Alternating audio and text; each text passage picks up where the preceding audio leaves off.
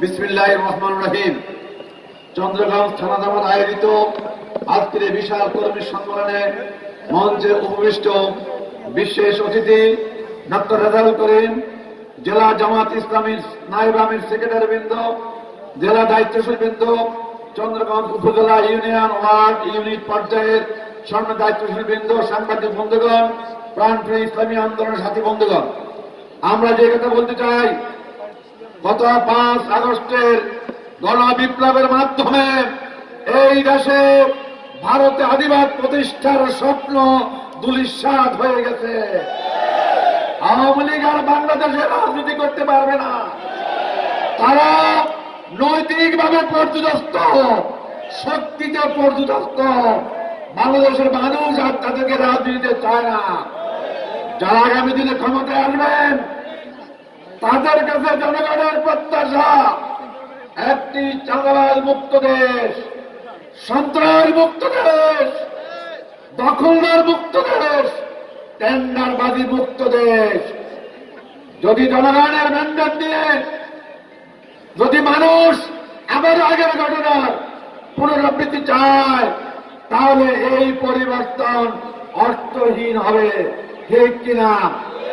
জামাত ইসলামী এমন একটি রাজনীতি দল, যেই দলের মধ্যে সততা, আল্লাহর ভয়, তাকওয়া, কোরআন এবং সুন্নাহর প্রশিক্ষণ দিয়ে যাদেরকে প্রস্তুত করা হয়েছে জাতির নেতৃত্বের জন্য, তারা যদি নির্বাচনের সামনে আসে, আপনারা তাদেরকে নির্বাচিত করেন, তাহলে জাতির প্রত্যাশা পূরণ হবে।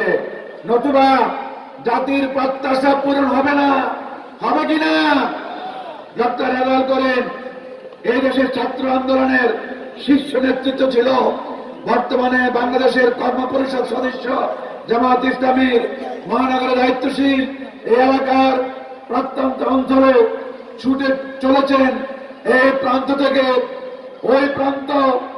আমরা মনে করি ডক্টর রেজাউল করিম যদি আপনি নির্বাচিত করেন, তাহলে আপনাদের এলাকা সন্ত্রাস মুক্ত হবে, চাঁদাবাজ মুক্ত হবে, টেন্ডারবাজ মুক্ত হবে, মানুষের আশা আকাঙ্ক্ষার প্রতিফলন হবে। বাংলাদেশে যদি সারা বাংলাদেশে এমনি ধরনের উল্লেখযোগ্য সংখ্যক ব্যক্তি নির্বাচিত হয়, তাহলে 5 আগস্টের স্বপ্ন পূরণ হবে। আর নতুবা আবারও জাতি সেই হতাশার মধ্যে এবং স্বাধীনতার সার্বভৌমত্ব অন্যের হাতে সমর্থ করার পথ পরিষ্কার করবে। এদেশে আওয়ামী লীগ ভারতের গোলাম ছিল।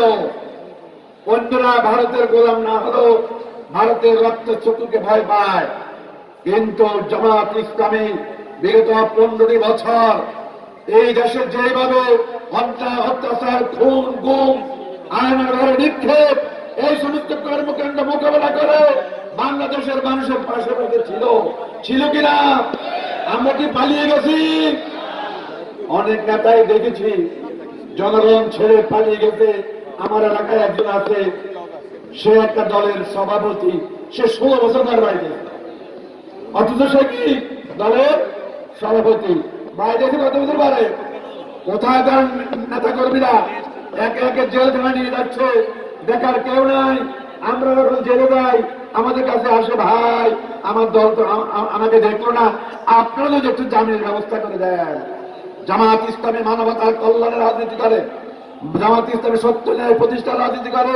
যে দলের লোক না কেন, আমি অন্তত 4-5 জন অন্য দলের লোকের জামিন করিয়েছি। সুতরাং আমরা সামাজিক কর্মকাণ্ড ক্ষেত্রে জামাত ইসলামী, হিন্দু, বৌদ্ধ ঐক্য কাউকে আমরা বাদ বিচার করি না। সকালের অধিকার আমরা সংরক্ষিত করেছি। সবাইকে মোবারকবাদ। আসসালামু আলাইকুম ওয়া রাহমাতুল্লাহ।